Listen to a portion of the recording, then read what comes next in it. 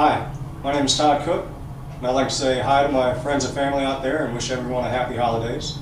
I might as well catch you up on everything that I've been working on since I've been away for a while. So I have my paralegal diploma, and I continue to study law through Nebraska Wesleyan University.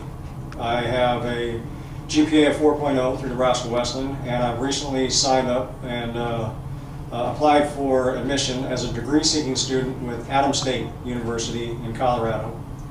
I graduated to 5 ventures, valedictorian, which is also known as the biggest nerd, and I'm pretty proud of all those accomplishments, but I think that education is where it's at for me right now. So getting my degree is pretty important. I've also been working full-time as a logistics manager, and during that time, in that role, I've been able to reduce our inventory and production discrepancies by 50%, as well as reduce our shipping time from 10 to 12 days down to 3 or 4 days. It's pretty important for me to be able to do a good job for my employer, because it's through those wages that I earn at that job that helps me pay tuition and go to college. So I'm pretty excited about being able to maintain that job for the last 7 years. Throughout that time, I've learned quite a bit about business, as well as how things in that environment require knowing what it is that you're dealing with in order to be successful. As part of my business plan, I've written a couple of books. I'm pretty excited about sharing my experiences in life. Both of these books are on Amazon.com. I'll get into that a little bit later, but right now I'd like to tell you that in the last 6 months I've done quite a bit of programming. One of the things that I'm pretty proud of is participating in a intentional peer support training program, which was a 40-hour training, which was brought in to the Nebraska Department of Corrections through the Mental Health Association of Nebraska. Through that peer support training, I am now qualified to assist guys in a peer support role at the penitentiary. It's pretty new to this environment. We're working with segregation inmates, and it's the first place in the United States that that's happening. So it's a pretty big deal. I'm currently about to graduate a restorative justice class, and it's one of those things where restorative justice provides a different take on what a lot of us would think about when we think about criminal justice. And so restorative justice is more about the relationship and how those things are impacted. So we look at who has been harmed versus a victim and an offender, and we start to build a way for both of us to have a restorative process rather than just a punitive process. It's a pretty interesting take on the criminal justice system, but because of my current circumstances, I find it to be very interesting.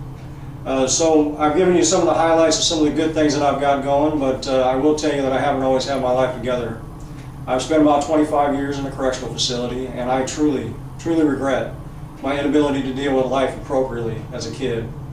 Now, I take full responsibility for my mistakes, and it's heartbreaking to think about the harm that I've caused.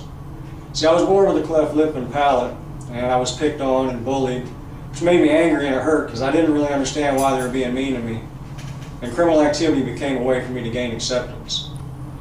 Now, as a result of going through that as a kid, I was eventually convicted of a felony murder when I was 18 years old. This left me with not a lot of hope in life, because I've already ruined so many lives as well as my own. But in the process of transforming from a criminal to a man with integrity, I've learned quite a bit in what it takes to come off of the bottom and get yourself back to a point where people can respect you and look you in the eye again.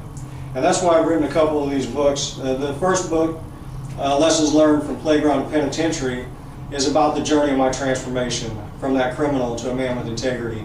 It gives you a little bit of insight into what I went through as a kid, how I got into the crime and the criminal lifestyle, and then eventually how I was able to get back out of that.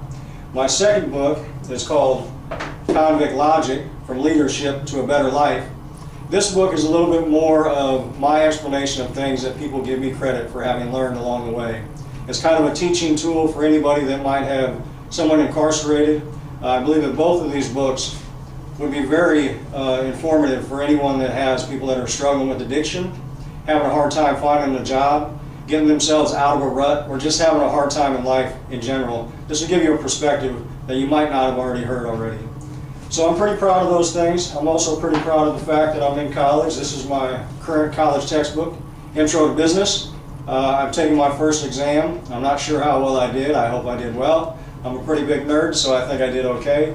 And just so everybody that writes me or wants to write me knows what it looks like, this is my JPay tablet. So if anybody out there is interested in writing me on an email basis, you can get on jpay.com and find me on there. This is some pretty old technology, so it probably looks super foreign to you, but it's a pretty big deal to me because we haven't had anything like this, remotely close to this, in the last 25 years. So that kind of gets you caught up on some of the things I've been working on, but just to let you know, my mission in life is to do something great, to give back and to make up for the harm that I've caused. And I think the things that I've been working on and the story that I've been able to share with people is a big step in that direction. So I hope you guys check out my books. I hope you guys enjoyed this short video, and I hope I see you and hear from you soon. Thank you.